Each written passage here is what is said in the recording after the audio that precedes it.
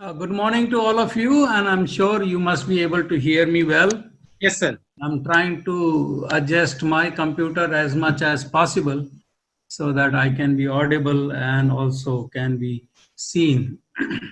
I like to thank Brother Wilson for that invitation given to me, unexpected as such, because although Ranchi Hospital or Ranchi Metas exist in our constituencies, but you hardly have anything to do with Northern India Union, and therefore we do not get connected so often as we should be connecting. Uh, I'm happy that you have given me this privilege, and I like to express my gratitude for that. I like to thank Ryan and his sister for rendering that beautiful song. Although I could not see Ryan, uh, he was hidden in the corner somewhere. I thought I will see him because I saw him just a small child. Uh, uh, we have been uh, in this time of pandemic, coronavirus pandemic, while we are all separated due to these circumstances, uh, yet God has given us this technology that we could join together and worship God. But this technology, although we have a privilege of connecting to each other, I feel there is some negative effect of this technology. Uh, when I'm seeing the screen right in front of me, in the morning when I was in Sabbath school, there were 19, 18 uh, connections that were there. Now, of course, increased to 23. Adventists are 7-11 people. We join things at 11 o'clock. But I can, you can see me, all of you can see me certainly, but I am not able to see all of you. And the reason is that most of you, out of I think 23, only 4 or 5 I can see the live screens, others are all put off. That is the disadvantage of this technology. Although we want to hear the word of God, but we don't want to see his face. We don't want to feel the presence of God where we are. In fact, we are tempted to not to be formally sitting in wherever we are sitting to listen to God's word. And therefore, some of us may not even formally dress up, may not even take bath, wash our face, but we want to hear, so we shut off our screen and we sit there. And we continue to do, ladies keep cooking, cutting vegetables, and doing house chores. So I feel this technology has removed reverence from our life. When we used to come to church, we used to feel the presence of God that we are in the church. And so we dress up nicely. I somehow I'm tempted to conclude that we were dressing up to show to others. And now we do not do it because others are not seeing us. And so we shut off our screens. Still, I can see so many screens are shut off. I do not know what's the reason, and what I am thinking that may be true. So we do not dress up well, we do not come on time, we just put on the audio and we keep listening and we keep doing our work. That is not the kind of worship we must do. We need to be very reverential no matter where we are. Even at our home, select a proper nice place and put our children nicely dressed up and ourselves nicely dressed up, washed up, and sit together as a family, sing song, participate, listen to the word of God. And I'm quite amazed that in spite of my telling, still some of the screens are shut off. I want to see you all because you may be seeing me, and this was my hope that when I preach to the people, I will see those faces which we are not able to meet now. And this is not in your case alone, this is everywhere. People don't want to show themselves. While this opportunity, we want to see each other and feel that we are still alive, and God has given us this opportunity to be alive. And there are hundreds and hundreds of people who do not have this privilege of being alive. And therefore, brothers and sisters, show yourself to each other, because others also want to see us alive, living, and kicking. Okay, so thank you for that. I'm sure you must be having your scriptures with you, because we are in the church service. In the book of Matthew's 16th chapter, verses 1 to 3, it's a kind of a prelude to my sermon. The Pharisees, it says, Matthew 16, verses 1 to 3, the Pharisees also with the Sadducees came and tempting desired him, that is Jesus, that he would show them a sign from heaven. He answered and said unto them, when it is evening, you say it will be fair weather, for the sky is red. And in the morning, it will be foul weather today, for the sky is red and lowering. O ye hypocrites, ye can discern the face of the sky, but can ye not discern the signs of the times? Very straightforward speaking here by Jesus Christ. And you know why I'm reading this verses, because that's the prelude to my sermon that I want to give it to you today. We sometimes know much more things than what we should know, but we still do not know what we should know.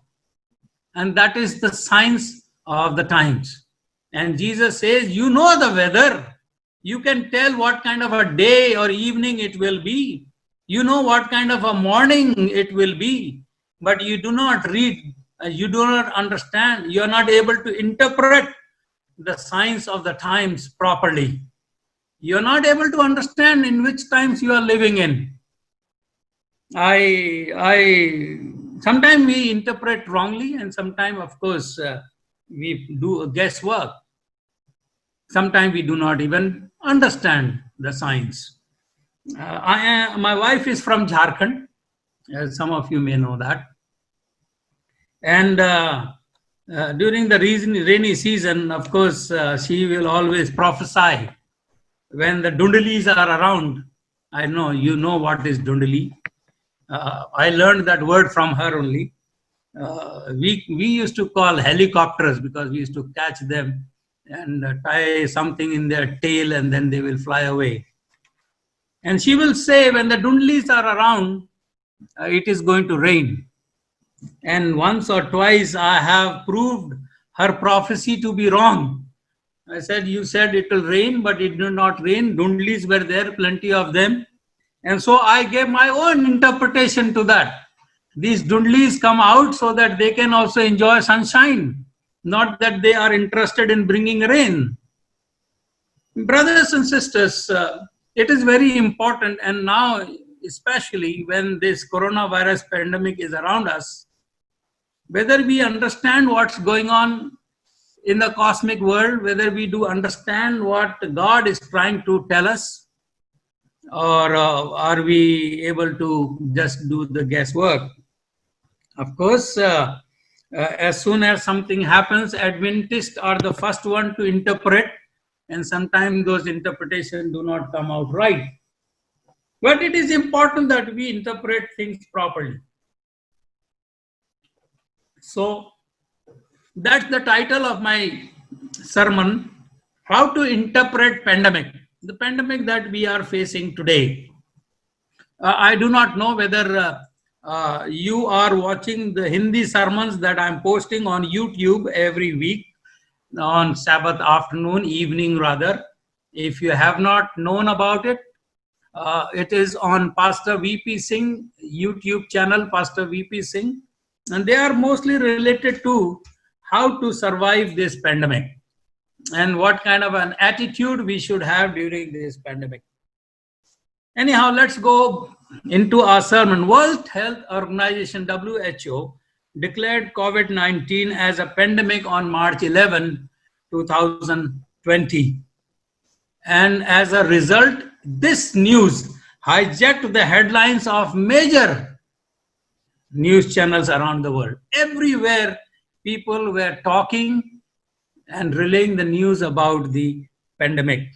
The outbreaks, you know all, that it started from Wuhan, China, quickly spread around the world, forcing government to close their borders. India was a bit late, and that's why we had so many cases coming in here. And so we did not know, nobody knew. It was unprecedented.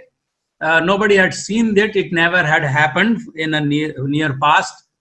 And so the governments, they quickly closed their borders, canceled public events, and ordered people to limit their exposures in public places. Of course, in the finances world, the industries or the industrial and trading sector brought down the stock market to a very large extent. The financial world crashed, almost crashed, and the stock market fell by about 50% just in weeks. A very drastic effect this coronavirus pandemic had brought. This scenario, of course, had led some to look for reason or meaning in the current events. And we who are well-informed church members, we certainly want to read into these events that are happening. What does they mean? And the role they play or they could play in the fulfillment of the end-time prophecies. Many are asking, is this one of the signs of the end? Is this the sign of the end? In fact, some of us are terrified, and we are somewhat in our sermons frightening the world that you might be heading towards hell because Christ is almost there. I can't predict. I am not a prophet, but this is not the time to be scared, but this is the time to prepare. And so some of us are busy asking whether this is the sign of the end. Because of the uncertainty and the confusion in the minds of people and many people, it's important to analyze, and it's important for us to know how the Bible describes this pandemic, this phenomena that we are facing. As we see the pests or in fact the locusts and those kind of things and the plagues and the diseases mentioned in the Bible, they did not always occur for one reason, just for the same reason. No, there were different reasons for any plague or any disease or any pest to come. But in the book of Job, in the story of Job, you know very well what Job experienced. He experienced for the different reason altogether. In fact, brother Job did not even know why it was happening, what was happening. For example, in the story of Job, the Satan was a disease provoker. He brought the disease on Job as an agent of bringing disease in the world. As the story goes, he was a man blameless and upright. He was blameless and upright. That's the first verse. That's the introductory verse of the book of Job. He feared God and shunned evil, but he was stricken. So what could be the reason? It can't be the result of sin, naturally, because he was a just man. And so the obvious conclusion was that the Satan is trying to test a just man. But he was stricken with painful sores from sole of his foot to the crown of his head. And you know, the author of the book, Moses, makes it clear that all this torment was caused by Satan. And we know that sometimes Satan does it himself, sometimes God allows him to do. In fact, nothing happens without God's knowledge. And so this angelic being, that is Lucifer, is portrayed not only as Job's accuser, but also as a supernatural entity who was given freedom to carry out his evil plan. God permitted Satan or Lucifer to do what he did. And so everything, or the pest or pestilences or the pandemics do not happen for the same reason. And we do not know. We do not know, because just like Job did not know what was going behind the scene, we certainly do not know what's going on behind the scene. And we just have to see at the face value. But this angelic being was given the permission to carry out his evil plan in the life of Job. In fact, the reputation of God was at stake, not the reputation of Job. In fact, if coronavirus is a permission given to Satan to inflict upon the people today, we do not know whether God's reputation is at stake.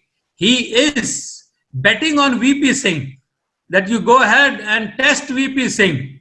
He will stay firm in spite of all these problems. And therefore, each one of us are called upon to be like Job.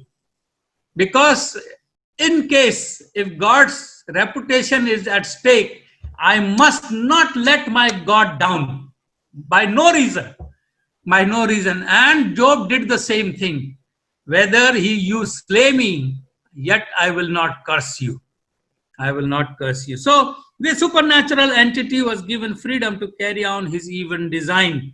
Even though this person, Lucifer, was a created being, he was able to provoke natural disaster. What I'm coming to, that if anything abnormal is happening, it may be possible that it's from God or from Satan. We do not know.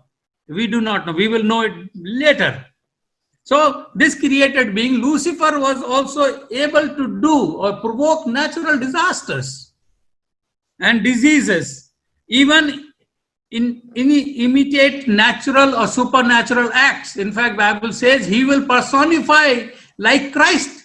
In fact, so good personification it will be that many of us leaders, the very elect, will be deceived. So you can understand how much he has perfected his skill in deceiving people. So even he can imitate supernatural events or acts that only Creator could perform. In the story of Job, Satan is portrayed as a powerful and evil being who is constantly under divine supervision. Of course, he was doing what he was doing, but God did not simply let him free. He was still under God's supervision. God told him, you do whatever you want, but yet you cannot touch his life. You cannot touch his life. He was under God's supervision and control. In this cosmic conflict, he is able to manipulate physical realities. He brought disease on him, causes disease and disasters, create diseases, operate signs and wonders, and many other things. Now today in this world, many healers are around who just touches the person and the person falls and he gets healed of diseases. Even Satan can heal people. Something that even only God's supposed to do, even Satan is allowed to do. So brothers and sisters, in this scenario that is going on today, we do not know whether Satan is playing the part. We do not know. But as a believer, we must be ready. In the Great Controversy, page 589, Mrs. Ellen G. White says that Satan works through the elements also to garner his harvest of unprepared souls. He works in the elements. He brings out disasters so that he can gather the unprepared, unrepented souls towards him. So I am not quite sure how many of the people today are joining Satan because of this, losing faith in God. Many questions God. If God is God of love, if God is in control of things, then why are we having this pandemic and say they rather choose Satan than to stay faithful to God? Brothers and sisters, this is the time for us to show that we will stand on the side of God no matter what happens. Even if I die, I will die in faith with the hope that I will live again. Yes, I will live again. So Ellen G. White says that Satan brings out or uses elements in nature to harvest unprepared souls. When he was allowed to afflict Job, Ellen White says, how quickly his flocks, his animals, his herds, his sheep, his camels, his donkeys, his servants, his houses, his children, all finished. What a tragedy. I have not experienced such a tragedy in my life, and I don't think any one of you have. But we must take the example of Job. No matter to what extent I go through this pandemic, I will stay faithful to God. I will not switch side. I will not switch my loyalty towards Satan, because that's what he's trying to do. If he's bringing this pandemic on us, that's what he's trying to do, so that people get disheartened and discouraged with God and join him. Lose faith in God and join him. It says in Great Controversy, page 589 and 590, she wrote that near the end of time, towards the end of time, Satan will bring disaster and disease until populous cities, the modern cities or the mega cities, are reduced to ruins and desolation or desolation. He will do this. Ellen G. White says that she was shown in the vision that towards the end, these mega cities or big metros will be ruined, destroyed, desolation will come upon them. He imparts to the air. Now we are saying that even the air is polluted. He imparts to the air a deadly taint, and thousands perish by pestilence. Do you see some resemblance today? The whole atmosphere is polluted, and we have to be very careful in moving out here and there. And thousands are perishing daily. Brothers and sisters, if not God bringing this pandemic, certainly it's Satan who is bringing this pandemic upon us. Because these are the last days. Thousands perish by the pestilence. She foresaw these visitations are to become more and more frequent. They will repeat very quickly, and the disasters will occur. They will be more disastrous, more serious, and more in their intensity. The idea of a fallen angel, this idea of a fallen angel capable of spreading disease, is extremely objectionable to our technological and scientific society, scientific world. In fact, the technological and scientific world do not acknowledge a supernatural phenomena of causing these problems that we are having. They say it is something else. For centuries, we have been conditioned, we have been taught to reject anything supernatural. Oh, this is not of anything else. This is because of my own making. We are taught that disease and epidemics are the result of microorganism, COVID-19. Therefore, we do not give any attention to supernatural thing. But as a Christian, as a believer, we see beyond the natural. We see beyond what we can see. We see something that is going on. That's what the controversy is all about. There is somebody else playing behind the scene. But the technological world, the scientific world do not see that supernatural aspect of things. But we believers, we must look beyond what we can see. They only see microorganism, and they never see Satan. They never see God playing in it. And that's why there is no more talk about forsaking sin. No television will tell you that you please become good. stop doing cheating, stop doing crime, stop committing sin. No, because that's not what they consider. But we as Christians, we as believer in Christ, we are not worried about what's happening in the natural world and the physical world. We are giving warnings for people to get ready, for Christ is coming soon. We see the supernatural. We don't see just the natural. But the world sees only the natural. They only see microorganisms and this and that. And so nobody in the television, I'm sure nobody tells you to please correct your lives, get ready for Christ, or do not commit sin. Nobody tells us to accept the Lordship of Christ, accept Him as God, or believe in God. No, they are saying all other things. We are told to wash our hands. Physical, everything physical. But that will not save us. It can save us for this world, but we are not bound for this world. We are bound for eternity. And washing of hands is not enough. We have to do something else.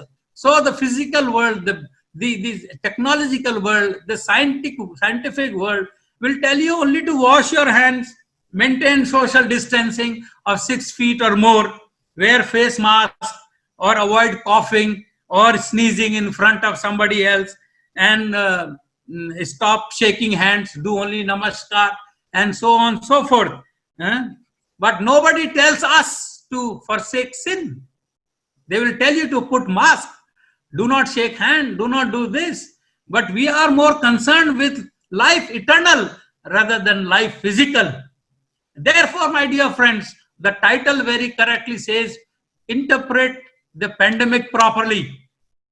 Interpret this pandemic properly in the correct manner. For us, this is the call to rectify our life, not just to clean our hand, put mask, although they are also important.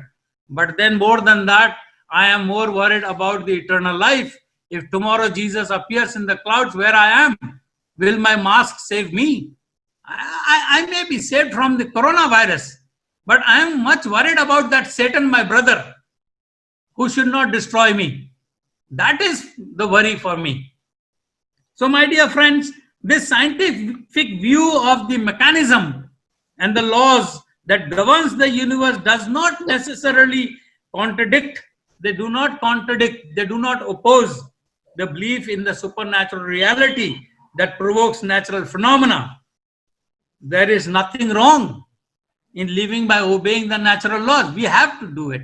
In fact, we must do it. Bible says it. We must obey the laws of hygiene and health. We need to do it. While also we must recognize that there are forces beyond the physical reality, both good and bad, both God and Satan. So there are forces beyond the physical reality that should be of our concern, that fight against our health and our salvation. That health we are more worried about. Salvation is something to be more worried about. And we will see whether this pandemic has anything to do about our salvation. Some may find it harder to accept the idea that in addition to allowing evil, sometimes God is directly responsible in causing disease and pests. Sometimes we do not realize that. We do not accept that even God can bring problems, sicknesses, and disease. And if any one of you must have seen my sermons, you will know that why God sometimes brings such problems upon us. That is to test our faith. So sometimes God is directly responsible for the sicknesses and the problem and the pest and pestilences. Isn't this against the Christian claim? Sometimes we say, how can a good Lord, all-loving Creator bring such problems on us? He has a purpose. He has a purpose. So this all-loving Creator who wants our great good, how can He bring pandemic or something like that, coronavirus? But we have to examine some cases in the scriptures in the Bible where He has done so. No, this time often I am praying, and this is a truth, that God does not do anything without a purpose. And nothing happens in this world without a purpose. Everything God knows what's happening. And I always pray, oh God, if you have a purpose, then let this pandemic go on and we will see what purpose there could be for this pandemic to be here. We can mention many examples where God himself directly got involved in bringing problems, bringing pestilences. But we have a very good example of Egypt, or Exodus rather, where God sent 10 plagues on Egypt. God sent it. It was not Satan who brought those. It's God. And you know the purpose for what. Out of which 2 are in the category of diseases and pestilences. Here we see God sending destruction and calamity over a pagan nation that has rejected the order to let his people go. So why the diseases and the pestilence or the 10 plagues came on Egypt? Because they rejected God's voice, God's instruction to let his people go. And so God had to send that. As I was saying, whatever God does with a purpose. He has a purpose. You may not know, you may not realize, I may not realize, but there is a purpose. Each succeeding plague grew in intensity and destruction.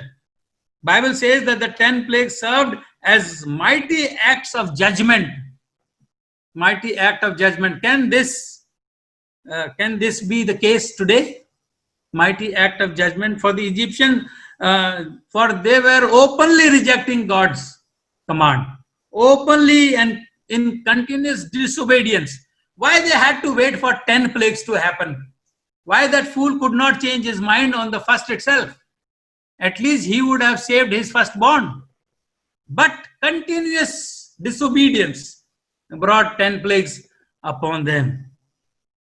At the same time, each plague was an act of mercy. While it was an act of judgment, it was also an act of mercy, my dear friends. Suppose if God would have brought the final judgment at number one, then God would have been unjust. He did not give opportunity for Pharaoh to repent. My dear friends, these signs and symptoms that are happening in this world, they are these signs and acts of mercy for us, so that we realize, we understand and interpret the signs and change our ways. If he executes the judgment at the first instance itself, then I have no chance. And therefore, while this pandemic is going on, we are calling our people to repent and calling ourselves also to change our lives, so that we can use this time of mercy given to us to prepare ourselves for the judgment when nobody else or nobody will be changed. So my dear friends, God was not just unjust in giving those 10 plagues one after the other. In fact, each plague became more serious and more intense, thinking that he will change his mind. He will change his mind. He gave a lesser one in the beginning, then little more serious, expecting that he will repent. And so that was the act of mercy that God was showing to Pharaoh, that at every plague, maybe at the first, maybe at the second, maybe at the third, he will repent. Now from the time 1844, judgment is going on. We are in the period of grace, in the mercy period. And God is giving us signs after signs, and maybe serious ones. This is quite serious, I know, where thousands of people are perishing without even hope.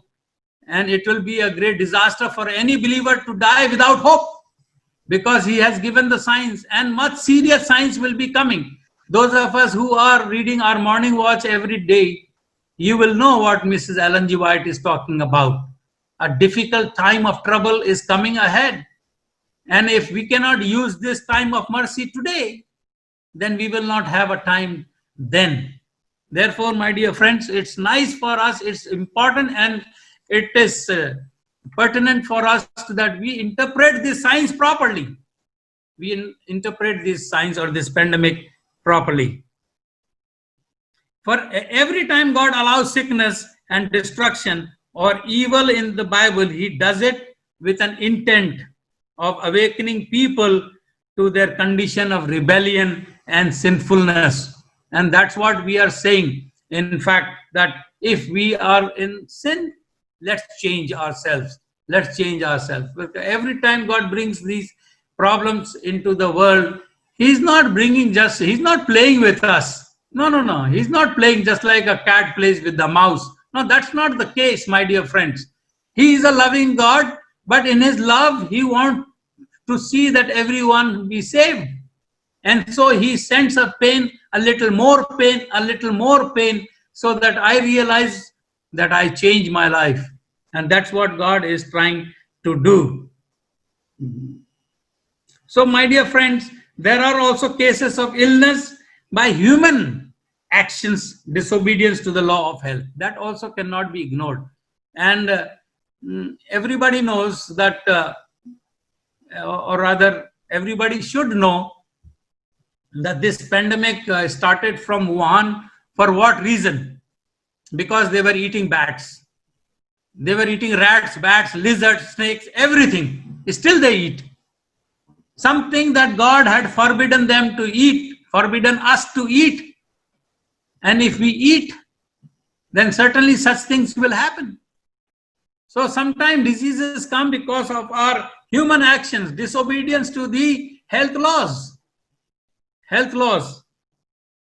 An example is the consumption of inappropriate food that many a times we eat. I was once auditing in Kerala, and there was a person who was working with me. He had a reaction in his body. The whole body was swollen up and it was itching. And the whole night he could not sleep, itching, itching, itching. And the body was swelling up. I said, brother, what happened? Sir, last night I ate crabs and drank crab soup. I said, you are an Adventist? You do not know that crabs is an unclean thing? He is an Adventist, but he is from Kerala, near the seashore, where plenty of crabs are there. So when he was there, he got tempted to eat crabs and drink crab soup. My dear friends, sometimes these foolish things we do, those things, they taste good, I know. They taste good. So inappropriate food or harmful drinks, some of us do. Sinful habits that we have can in the long run create a chronic condition, just like this pandemic that we are experiencing. It may be God's doing, it may be Satan's doing, it may be our doing. Yeah.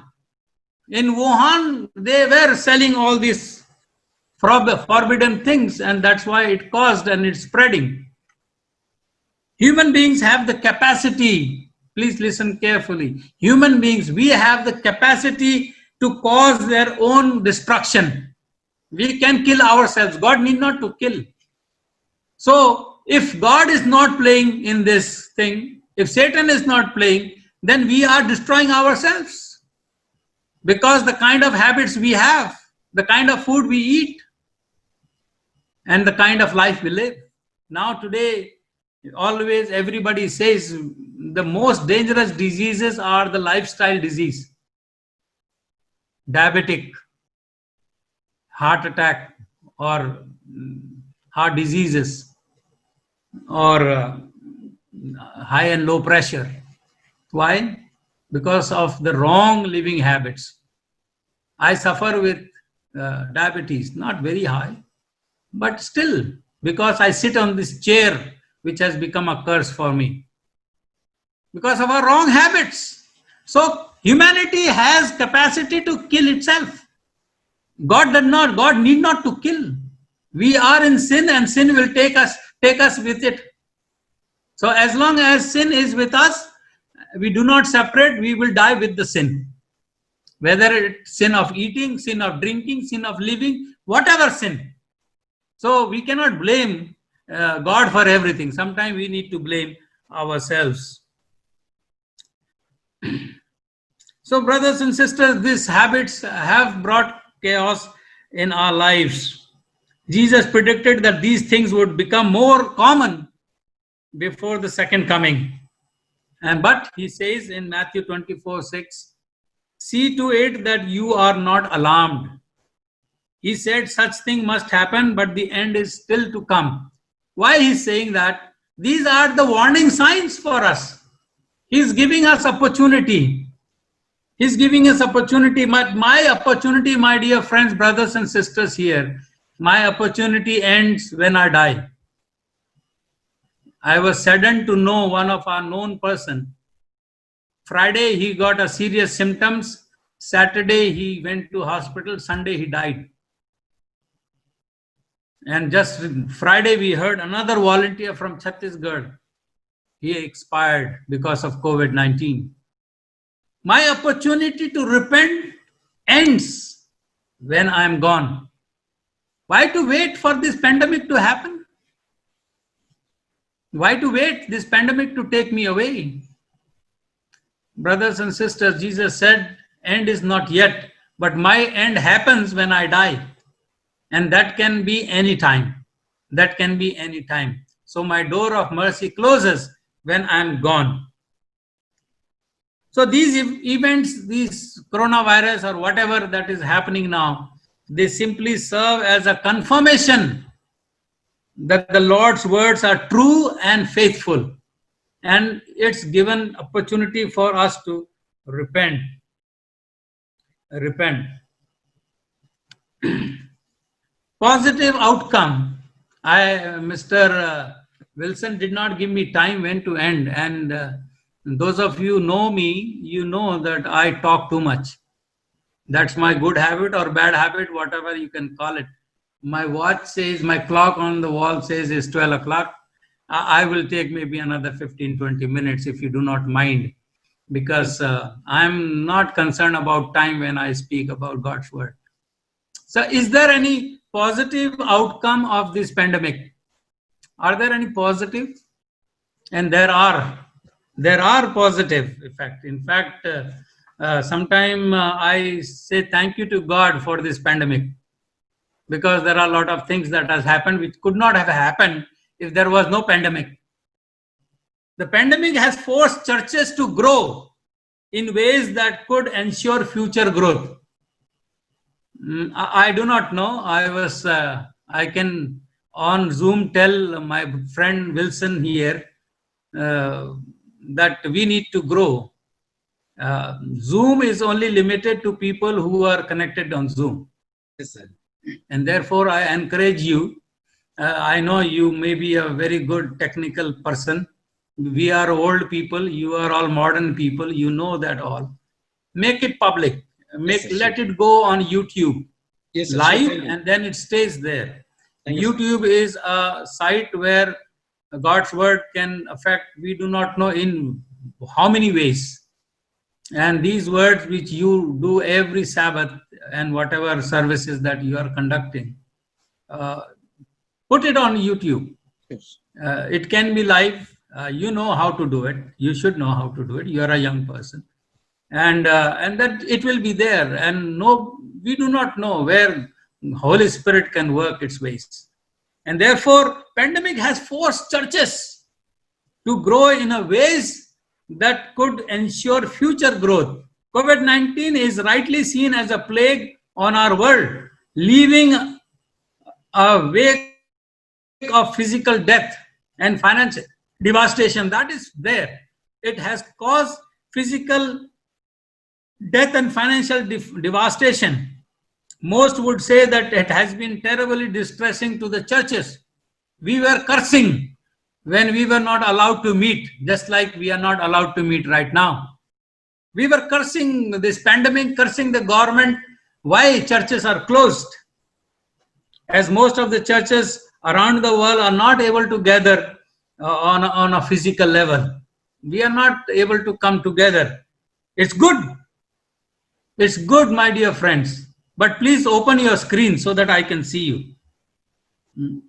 But the truth is that this pandemic, coronavirus pandemic, it's not just destroying the church, but it is saving the church. This pandemic has become a blessing. I'll just let you know how. The path that most churches were on are forced into this radical redirection, which otherwise would have guaranteed their continued downgrading, irrelevance, and decline. We were only confined to some form of worship. Now, my dear friends, I do not know what you do in Ranchi, but I can tell about our Northern India Union. This pandemic has made so many TV speakers. Everybody with whatever equipment they have, they are making sermons and putting it in whatever media. And it is going all over. Every church is involved in recording and posting it on the media. We could not have imagined that we can preach to so many people at one time. The sermon that I post on Friday every week, it's going to thousands of people. I would not have ever done it in my life, addressing to so many people. And it is still available on the YouTube, and it will continue to bless many people in times to come. We do not know, while surfing, somebody may get encouraged by that message. So I do not know what you do. If you are not doing it, you can do it. So the truth is, this pandemic is not destroying the church. In fact, it is saving the church. In fact, this is the time wake-up call is given with more intensity. People are searching themselves in their spiritual life and repenting of their sins, because we are quite sure that the time is very near. And maybe few more signs and then we are over. Probation gets closed. So we are called to do a redirection. Force many churches to bring changes in their method of ministry, which will actually allow them to grow in both size and influence. I know if you are putting on YouTube, certainly your congregation will not be just 22 people or 23. They are only on the Zoom, 25 of them, which is nothing. But your message can go throughout the world. Thousands of people can hear them. So this pandemic has made us to reach our message, our gospel, and that's fulfillment of the prophecy, isn't it? When the gospel will be preached throughout the world, then shall the end come, and we are doing the same. Every church in my union is preparing messages, preparing this, preparing that. People are sending WhatsApp messages, YouTube messages, and whatnot, Facebook, this, that. So many things are happening. So my dear friend, consider these 5 things. There could be many. I'm just giving you 5 very soon.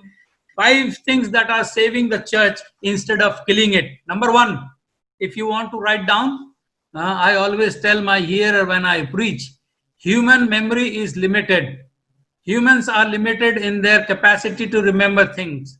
Within 72 hours, we will forget 90 to 95% we heard or we hear. And therefore, books are created. That's why people have invented books. We write. And so, if you want to write, you can write.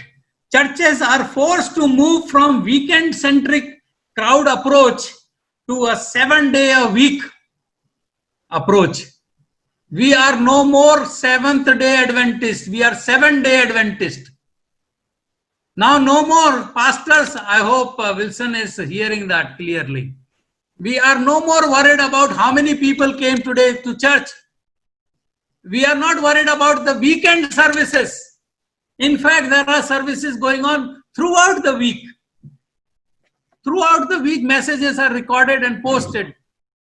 And that is what the change the pandemic has brought. We have changed, moved from a weekend-centric crowd approach.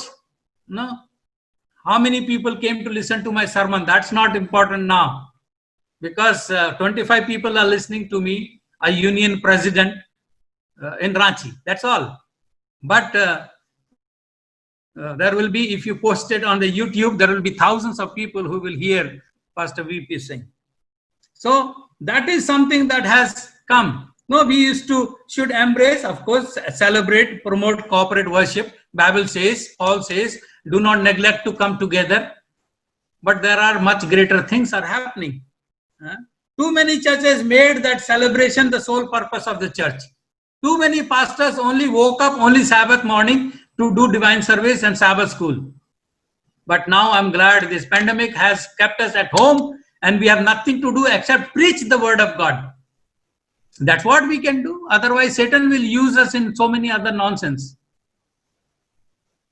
So while church is not the building, church is not the building, although many of us think that church is the building, church is the community. And so we are now leaving that building. We are forced to leave the building. In fact, I should say, our churches have multiplied into hundreds and thousands. Each house has become a church. We used to put an altar call to call your friends and loved ones and neighbors to attend our churches. Many of did not travel, come to churches, but church is right there near your house, in your house. So brothers, if you could not invite them to come to Ranchi Metas Campus Church, you invite them to come to your house. That's where the church is now. So this pandemic has created every church to be the house, or every house to be a church. It has transformed our houses into church. So if you are transforming that house that you are living in into church, you will not shut up these audios, videos and sit. Because you did not invite anybody, you are still doing kitchen job. You did not dress up well. Your house is in shambles. That's why you're not putting on your videos, because pastor will see that you did not even comb your hair, did not even wash your face. My dear friends, if you want to use this opportunity for the Lord, transform your house into a church. Message is coming to you right there. You don't have to pick up anything, your car or your motorbike or scooter and go to church. Pastors are coming to you. You don't have to go to church. Church is coming to your home. So invite people, invite friends, invite your relatives, invite all neighbors to your home. Nicely prepare the place and listen to the sermon, the Sabbath school, the singing. What a beautiful privilege we have now because of this pandemic. Because of this pandemic, I pray this pandemic should never go. I love to preach on this Zoom or whatever media that we have, so that I can preach to people all over. No need to get into that system. No need to get into that system. Second, if you are writing, second one, churches have been forced online. We are online now, right now. Many churches, except for having their website, I don't know Ranchi Church had a website or not, but majority of the church, except having for a website, they virtually did not have anything else online.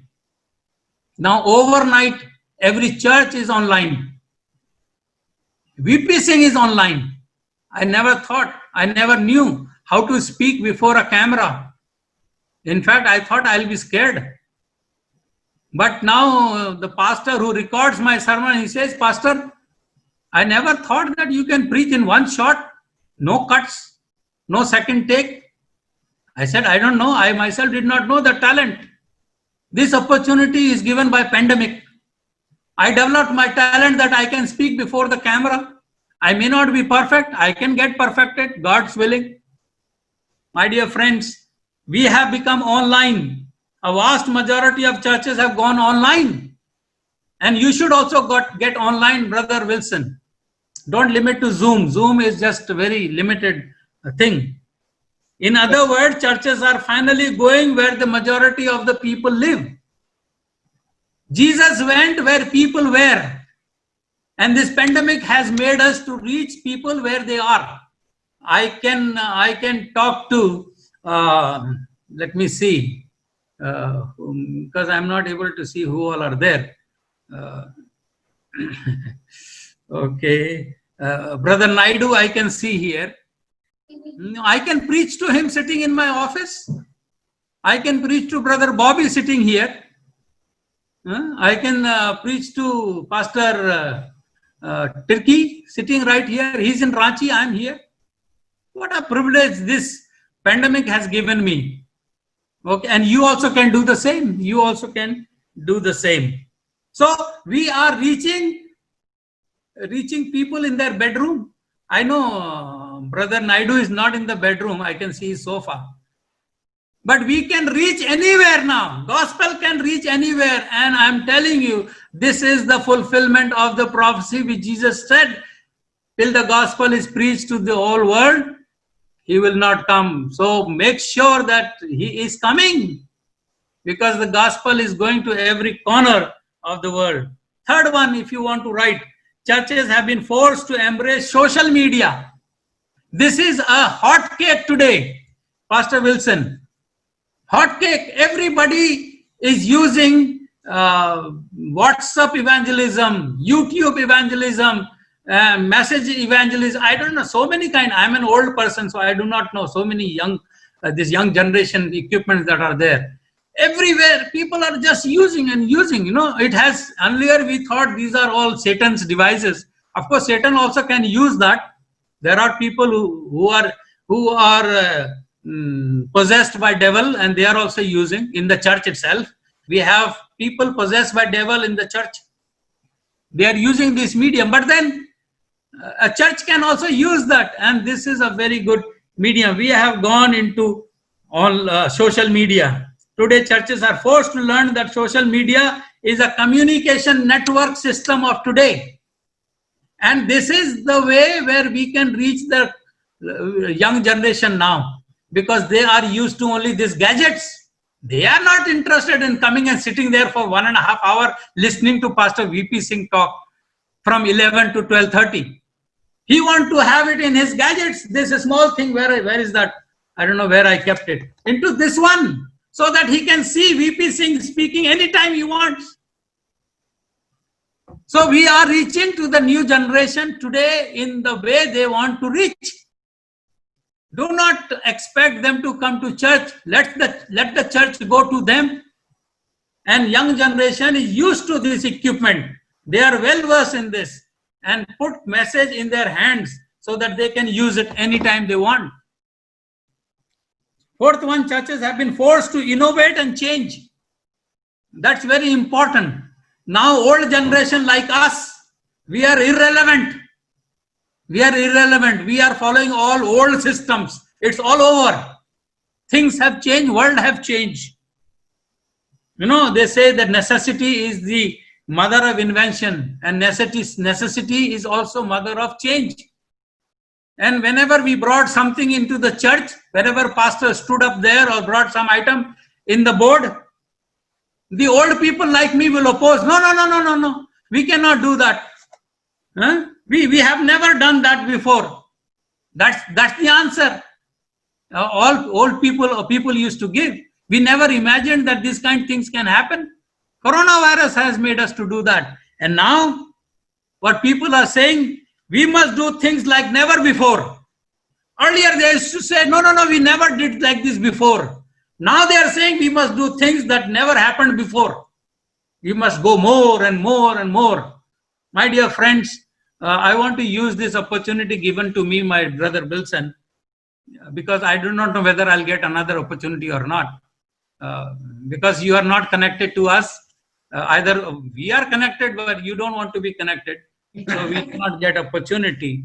But please, wake up. This is a wake-up call, just like Pharaoh was given an opportunity of mercy. If we are in this pandemic, this must teach us something. The fifth point that I want to say, the churches have been brought back to the mission. Very important point that I want to do that.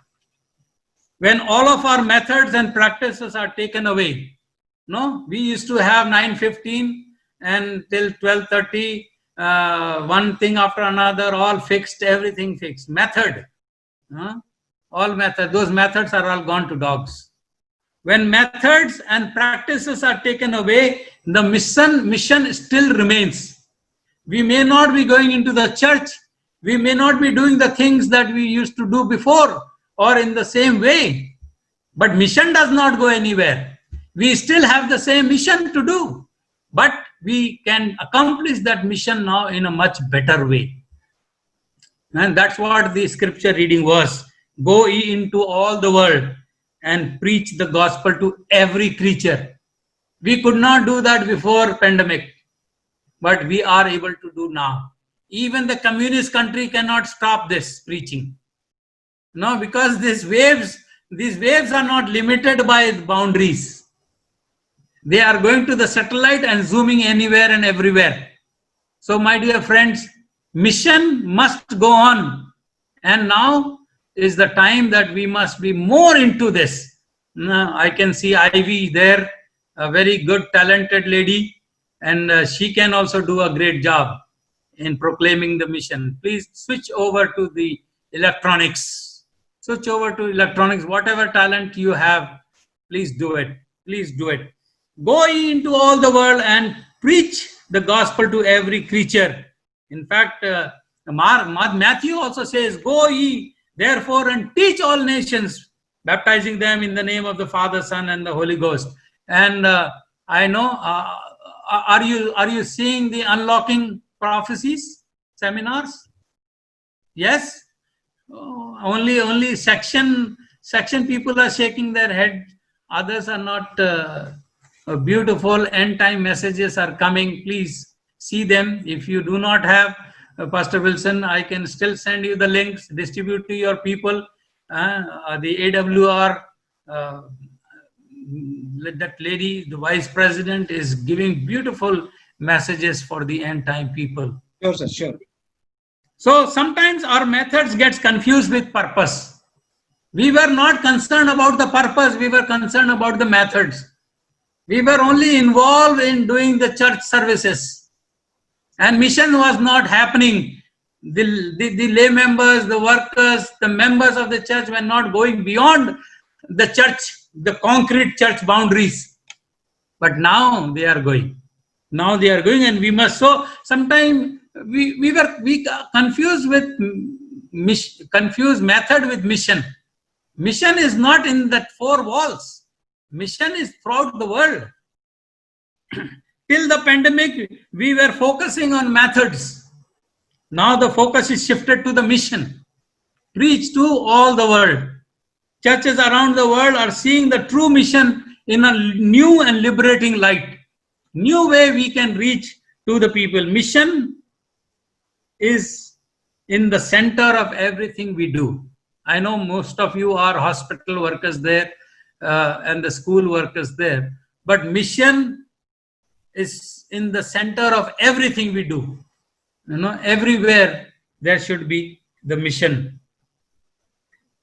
So if you would have said, or if any would have told me, sir, like these things are happening, everybody is preaching, everybody is making videos and messages, translating messages, zooming it everywhere, I would have thought, oh God, latter rain is being poured upon our people.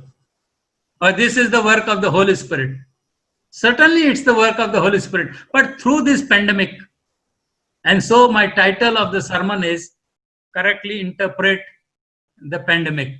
Pandemic is not a curse, I should say. And that is the reason God has brought this pandemic upon us. So that this sleeping church will wake up. This sleeping church will get into finishing the mission. Jesus is standing at the door. It's just standing at the door. And we were still sleeping.